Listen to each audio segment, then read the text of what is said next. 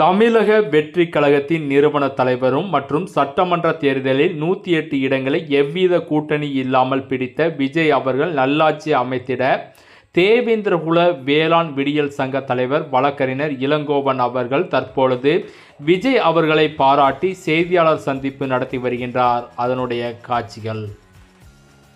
நான் இளங்கோ, மதுரை சென்னை உயர்நீதிமன்ற மதுரை அவர்களில் வழக்கறிஞராக பணியாற்றியிருக்கேன். இப்போ தற்பொழுது தமிழ்நாடு தேவேந்திர சங்கத்தின் தலைவராகவும் அதன் தொடர்ச்சியாக வேளாண் மக்களுடைய சங்கம் வேளாண் மக்கள் அறக்கட்டளை என்ற அமைப்பை அமைத்து தமிழ்நாடு ஃபுல்லாக நாங்கள் செயல்பட்டுக்கிட்டு இருக்கோம். அதன் தலைவராக இருந்து மற்றவங்களுக்கு எங்கள் சமுதாயத்துக்கு என்ன நன்மையோ அதை செய்துகிட்டு இருக்கோம் அரசியல் கட்சியினுடைய தொடர்புகளோட.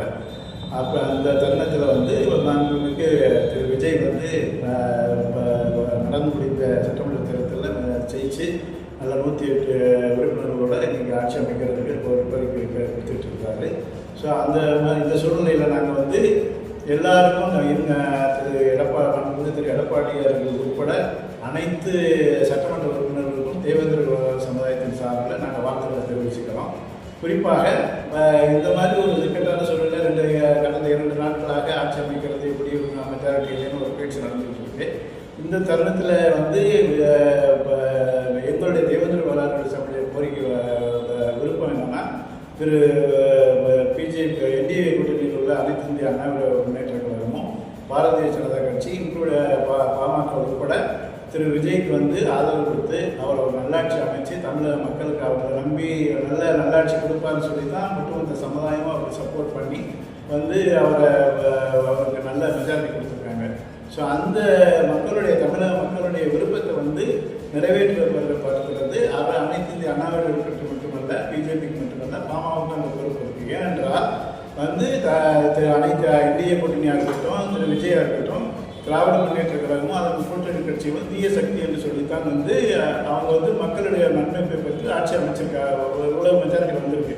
இந்த மாதிரி ஒரு சூழ்நிலையில் அனைத்து இந்திய அண்ணா என்டிஏ கூட்டணி தனி மெஜாரிட்டி வரலைன்னா கூட திரு எடப்பாடியார் அவருடைய அனுபவத்தில் அவருடைய ஆட்சி திறமையில் இந்த மாதிரி சூழ்நிலையை ஒரு கஷ்டமான சூழ்நிலையை ஓவர் கம் பண்ணுறதுக்கு திரு விஜய்க்கு கூட நின்று ஒத்துழைப்பு அவரே கேட்கலைன்னா கூட ஒருவேளை திரு விஜய் திராவிட முன்னேற்ற கழகத்துடைய கூட்டணி கட்சிகளான காங்கிரஸ், விடுதலை சிறுத்தைகள், கம்யூனிஸ்டுக்கு ஆதரவு கேட்டு லெட்டர் கொடுத்துருந்தா கூட அதை பெருசுப்படுத்திக்கிறாம திரு எடப்பாடியாரும் இன்றைக்கு மற்ற இந்திய கூட்டணியும் வெளியிலிருந்து ஆதரவு கொடுத்து அவருக்கு நல்லாட்சி அமைக்கிறதுக்கு முழு ஒத்துழைப்பு கொடுக்கணுங்கிறது தான் தமிழ்நாட்டில் உள்ள தேவேந்திர வேளாளர்களின் எண்ணம், விருப்பம். அதுதான் அந்த மாதிரி செய்கிற பட்சத்தில் தேவேந்திர வேளாளருடைய நன்மதிப்பை திரு எடப்பாடியாரும் பாரதிய ஜனதா கட்சியும் தொடர்ந்து பெற்று தருன்றது எங்களுடைய முழு நம்பிக்கை. அந்த மாதிரி ஒரு செய்யாத சூழ்நிலையில் மறுபடியும் ஒரு எலெக்ஷன் வரும்போது இந்த மக்களுடைய விருப்பம் கொஞ்சம் மாறக்கூடிய வாய்ப்பு இருக்குது. அதை நாங்கள் விரும்பலை. ஏனென்றால் திரு எடப்பாடியாரும் திரு அமித்ஷாஜியும் திரு பாலபிரதமர் நரேந்திர மோடியும் தான் எங்களுக்கு இந்த வாய்ப்புகளை தேவேந்திர அரசாங்கம் பெற்று தந்தாங்க.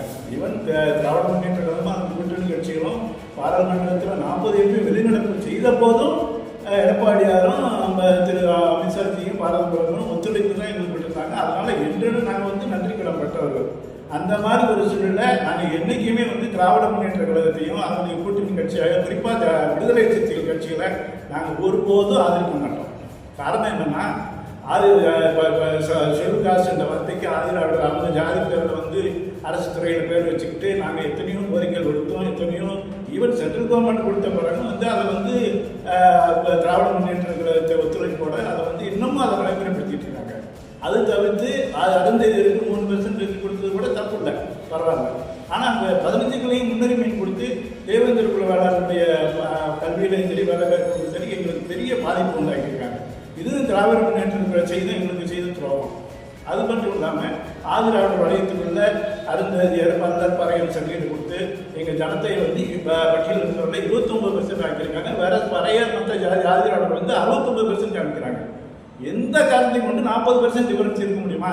ஏன் திருமாவளவனுக்கோ சகோதரர் திருமாவளவனுக்கோ அது கூட இருக்க திரு செல்வ ரவிக்குமார் எம்பிக்கோ திரு தனியரசுக்கோ தெரியாதா? இன்னைக்கு அதை நம்ம சமூக நீதினு வெளிப்பட்டமாக பேசுகிறாங்க. இதுவா சமூக நீதி? இது திராவிட முன்னேற்ற தலைவர் திரு ஸ்டாலினுக்கு தெரியாதா?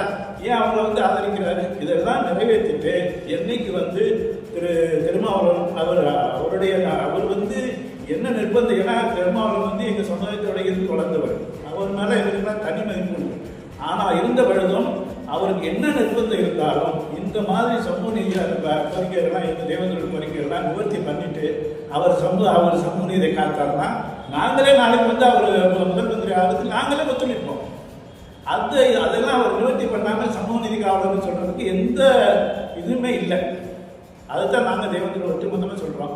ஸோ நிறைவாக தமிழ்நாடு தேவேந்திரோடைய சப்போர்ட் வந்து இப்போதைக்கு திரு விஜய் வந்து முதல்வராக ஆக்கணும், நல்லாட்சி தரணும், தேவேந்திரோடைய இந்த 3 கோரிக்கைகளையும் அவர் நிறைவேற்றணும். அதே போல் ஜாதிவாரி கணக்கெடுத்து எங்களுடைய சமுதாயத்தை வந்து 1934 இருந்தது மாதிரி பட்டியல் வெளியேற்றம் கொடுத்து எங்களுக்குள்ள விழுக்காட்டோட பட்டியல் வெளியேற்றம் பண்ணி எங்களுடைய சமுதாயத்தினுடைய சுயமரியாதை காப்பாற்றணும். எங்களுக்கு வந்து நல்லா சப்போர்ட் பண்ணுங்க. நாங்கள் என்றென்றும் தேவேந்திர வேளாளர்கள் திரு விஜய்க்கு ஆதரவு கொடுப்போம். இதுதான் எங்களுடைய கோரிக்கை. எடப்பாடியாருக்கும் பார்ப்பதற்கும் இதுதான் எங்களுடைய கோரிக்கை, விருப்பம். நன்றி, வணக்கம். திரு விஜய் அவர்கள் வெற்றி பெற காரணமாக இருந்தது என்ன அப்படின்னு நீங்க நினைக்கிறீங்க? விஜய் வெற்றி பெறமாக இருந்ததுக்கு முதல் காரணம் வந்து இளைஞருடைய எழுச்சி, இரண்டாவது வந்து திராவிட முன்னேற்றத்தினுடைய ஒரு சமூக விரோதமான ஆட்சி. சமூக விரோதம் எதை சொல்றேன்னு சொன்னா சட்டம் ஒழுங்கு ரொம்ப படுமோசமான சூழ்நிலை. ஏன்னா பெண்களுக்கு 80 வயசுல இருந்து 2 வயசு குழந்தை கூட பாதுகாப்பு கிடையாது. ரெண்டாவது போதைப் பொருட்கள் வந்து கஞ்சா இதுன்னு நிறைய புழக்கமாகி போச்சு. மூணாவது வந்து அட்டவணை இனத்தவர்களுக்கு வந்து அந்த ஆணவ படுகொலைகளும் பணிகளுக்கு சரியான ப்ரொடெக்ஷன் கிடையாது, சரியான ஒரு தீர்வு கிடையாது.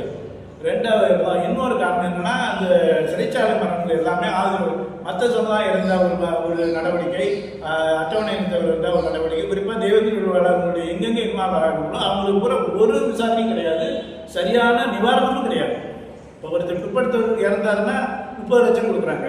வேற ஒரு கவின் வந்து அண்ணாமலையில் ஒரு என்ஜினியர் மாதம் 2 லட்ச ரூபாய் சம்பாதிக்கிறவர் வருஷத்துக்கு 1 கோடி மினிமம் கிடைக்கிறவர்கிட்ட போய் நான் 12 லட்சத்துக்கு ஆஜரோட ஆணையம் வந்து பேச்சுவார்த்தை நடத்திட்டு இருக்காங்க. அதை திருமாவளவன் என்ன அவர் தான் போய் பேசினார், என்ன வாங்கி கொடுத்தாருன்னு எங்களுக்கு ஒன்றும் வெளிப்படையாக தெரியாது. ஸோ இந்த மாதிரி சூழ்நிலையில தான் நாங்கள் வந்து இதை வந்து நாங்கள் இது பண்ணுறோம். ரெண்டாவது வந்து இப்போ திரு விஜய் அவர்கள் ஆட்சி அமைத்தால் அவர்களுடைய நடவடிக்கை எப்படி இருக்கும் என்று எதிர்பார்க்கு? அவருடைய திரு விஜய் வந்து என்னன்னா அவருக்கு வந்து நான் வந்து எப்படி மாண்புமிகு எடப்பாடியாரோட வந்து நான் வந்து அவர் மேலே எனக்கு ரொம்ப விருப்பம். ஏன்னா அவர் வந்து ஒரு கன்விக்ஷனோட ஒரு காரணம் அறிஞ்சு செயல்படக்கூடியவர். அதே மாதிரி தான் திரு விஜய்க்கு நாங்கள் எதிர்பார்க்கிறோம். ரொம்ப கன்விக்ஷனோட அரசு அதிகாரிகளோட ஒரு நிர்வாகம். நான் கிட்டத்தட்ட 28 வருஷம் யூனிட் ஆஃபீஸோட நிர்வாகத்தில் இருந்தேன். மேனேஜராக நான் 4 டிவிஷனல் ஆஃபீஸ் 3 பிரான்ச்சில் நிர்வாகத்தில் இருந்தேன்னா கண்டிப்பாக ஒரு நிர்வாகம்னா இப்போ சீஃப் மினிஸ்டர் வந்து அவர் என்னென்ன செய்து வைக்கிறாரோ அதை வந்து அடுத்து செகண்ட் லைன் வந்து மினிஸ்டர்ஸ், அதுக்கு கீழே வந்து அரசு அதிகாரிகள், 4வது ஸ்டெப் வந்து ஏஜென்சிஸ். ஸோ இப்போ சீஃப் மினிஸ்டர் வந்து இப்போ மினிஸ்டர்ஸ் சொல்கிறாருன்னா அது வந்து அரசு அதிகாரிகள் ஐஏஎஸ் போலீஸ் ஆஃபீஸர்ஸ் வந்து கரெக்டாக அது வந்து அவர் வந்து கரெக்டாக வாட்ச் பண்ணி இன்பிட்வீன் மினிஸ்டர் அவருக்கும் அரசு அதிகாரிகளுக்கும் கிடைக்கிற மினிஸ்டர்ஸ் வந்து சரியாக செயல்படுறாங்கன்னு பார்க்கணும். ரெண்டாவது 4வது உள்ள ஏஜென்சிஸ் வந்து ஒரு சப்போஸ் கான்ட்ராக்டர்ஸ் மற்ற எல்லாம் எப்படி வந்து இப்போ எங்கள் ஏரியாலே ஒரு ரோடு போட்டிருக்காங்கன்னா கிட்டத்தட்ட 1.5 மைல் இருக்கும் எங்கள் ரோடு மருதுமலை பெரியார் தெரியும். ஆனால் அது பார்த்தீங்கன்னா கிட்டத்தட்ட முதல்ல கூட நல்லா இருந்துச்சு ரோடு போடுறதுக்கு முன்னாடி. எல்லாமே இப்போ பலம் பார்த்தீங்கன்னா 6 அடி தண்ணி நிற்கும். ஏன்னா கான்ட்ராக்டர்ஸ் சர்வ் பண்ணிடுறாங்க. கான்ட்ராக்டர்ஸ் பண்ணுறது வந்து அரசு கேட்கறது இல்லை, மினிஸ்டர்ஸ் கேட்கறது இல்லை, சீஃப் மினிஸ்டருக்கு அது வந்து கடைசி வரைக்கும் அந்த இதுக்கு போகிறது இல்லை. இதெல்லாம் 4 விங்கும் வந்து கரெக்டாக இருந்துச்சுன்னா ஆட்சி சரியாக சுத்தமாக நடக்கும். அதுதான் நாங்கள் வந்து என்னுடைய நிர்வாகத்தில் நான் அப்கோர்ஸ் மைக்ரோவில் இருந்தவன். இப்போ திரு விஜய் சீஃப் மினிஸ்டர் வந்து மேக்ரோ லெவலில் இருக்கிறார். அவர் வந்து அந்த மாதிரி ஒரு சூழ்நிலை வந்து ஏற்படுத்தி தமிழகத்துக்கு ஒரு நல்ல ஒரு ஆட்சியை வந்து அவர் கொடுக்கணும். அதுக்கு வந்து ஈவன் இதில் வந்து நம்ம எல்லாரையும் அரசு அதிகாரிகளாக இருக்கட்டும், நல்ல அனுபவம் உள்ளவங்களாக இருக்கட்டும், ஈவன் திரு எடப்பாடியாரை கூட அவர் வந்து அப்பப்போ கன்சல்ட் பண்ணிக்கலாம். அதைத்தான் திரு எடப்பாடியார் வந்து அவரும் வந்து விஜய் இதை பண்ணுங்க அதை பண்ணுங்க நம்ம மக்களுக்கு இதெல்லாம் நல்லா இருக்குன்னு சொல்றது தான் நாங்களும் விரும்புகிறோம். என்னுடைய சொந்த கருத்தாக தான் அவர் மேலே உள்ள தனி மதிப்பில் சொல்கிறேன். ரெண்டாவது வந்து திரு விஜய் வந்து எங்களுக்கு இன்னொரு அப்கோர்ஸ் சொந்த விருப்பம் வந்து ஏன்னா ராமநாதபுரத்தில் பிறந்தவர் திரு விஜய் வந்து அவங்க ஊரில் இருந்து திரு மார்ட்டின்னு சொல்லி வாத்தியார் தான். நான் எலிமெண்டரி ஸ்கூலில் படிக்கும்போது எங்களுக்கு வாத்தியாராக இருந்தார். அவருக்கு தெரியும், விஜய்க்கு அப்பா கூட தெரிஞ்சிருக்கலாம், விஜய்க்கு எல்லாம் கூட திரு விஜய் சந்திரசேகருக்கு தெரிஞ்சிருக்கும். அப்போ அந்த மாதிரி அவர் சந்திரசேகர் காமன்கோட்டையில் நாங்கள் படித்த ஸ்கூலில் தான் படிச்சிருக்காங்க, அண்ணாவில ஹையர் செகண்டரி ஸ்கூலில் தான் படிச்சிருக்காங்க. ஸோ அதனால எனக்கு இன்னொரு எடப்பாடியாக இருந்த அளவுக்கு முக்கியமாக விருப்பம் உண்டு. அதே மாதிரி திரு விஜய்க்கும் அவங்க குடும்பத்தாருக்கும் அவங்க மேலே எனக்கு தனி அபிப்பிராயம் உண்டு. இது எல்லாத்துக்கும் அப்பாற்பட்டு மக்கள், தமிழக மக்கள் வந்து அவரை அவ்வளோ விருப்பத்தோட, அவர் எழுச்சியோட, இளைஞர்களை விரும்பி இன்னும் வரக்கூடிய சமுதாயத்தை வந்து, வரக்கூடிய தமிழகத்தை வந்து ஒரு கட்டுக்கோப்போட, சட்டம் ஒழுங்கு பாதுகாப்போட ஆட்சி அமைச்சு இந்தியாவிலேயே சட்டம் ஒழுங்கு அதிகமாக பாதுகாக்கப்படுற மாவட்டம் தமிழ்நாடு தான் சொல்லி ஒரு பேரை உண்டாக்குனது தான் எங்களுடைய விருப்பம், தேவேந்திரனுடைய விருப்பம். வாழ்த்துக்கள். அவர் வெற்றி பெற எங்களுடைய மனப்பூர்வமான வாழ்த்துக்கள். நன்றி.